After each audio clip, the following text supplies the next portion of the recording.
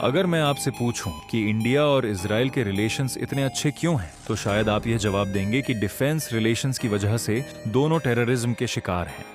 इस वजह से और दोनों के ऊपर इनके पड़ोसी देशों ने बार बार अटैक किया है, शायद इस वजह से।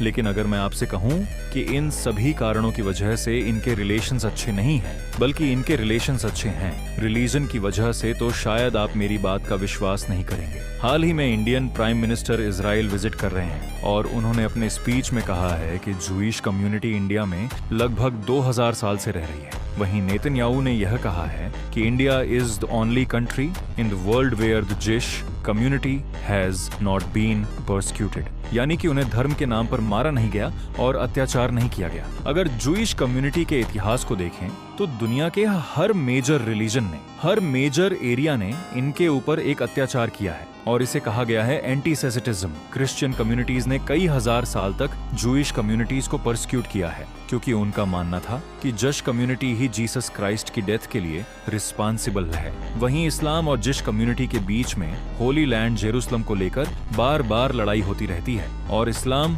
जूइश कम्युनिटीज को अपने अंदर कन्वर्ट भी करना चाहता था, इसलिए भी उन्होंने जूइश कम्युनिटी को परसिक्यूट किया। सिर्फ रिलीजन ही नहीं, जूइश कम्युनिटी को कई बार बलि का बकरा बनाया गया। जैसे जर्मनी जब वर्ल्ड वॉर 1 हारा तो यह माना गया कि वो जूइश कम्युनिटी की वजह से हारा, और कई जगह जूइश कम्युनिटीज को साइडलाइन कर दिया गया क्योंकि वो मनी लैंडिंग बिजनेस में थे और कहा जाता था कि यह बहुत ही अत्याचारी कम्युनिटी है। जब हिटलर जर्मनी में आए तो उन्होंने जूइश कम्युनिटी को परसिक्यूट किया और आपको याद होगा कि नाजी जर्मनी में जूइश कम्युनिटी के कई सारे लोगों को मारा गया था। लेकिन अगर बात करें इंडिया की, तो इंडिया में जश कम्युनिटी लगभग 2000 साल पुरानी है। इंडिया के कोचीन में मालाबारी जर रहते हैं जो लगभग 3000 साल पहले भारत आए थे। एक ग्रुप है जूइश कम्युनिटी का बेने इजरली जो कि महाराष्ट्र के कोंकण रीजन में रहते हैं, और वहीं 18वीं और 19वीं सेंचुरी में कई कंट्रीज यानी कि इराक, सीरिया और ईरान से बगदादी जूस आकर इंडिया में सेटल हुए, मुंबई और कोलकाता में। और इन सभी कम्युनिटीज ने इंडिया के डेवलपमेंट में बहुत सारा कंट्रीब्यूशन किया है और इसी वजह से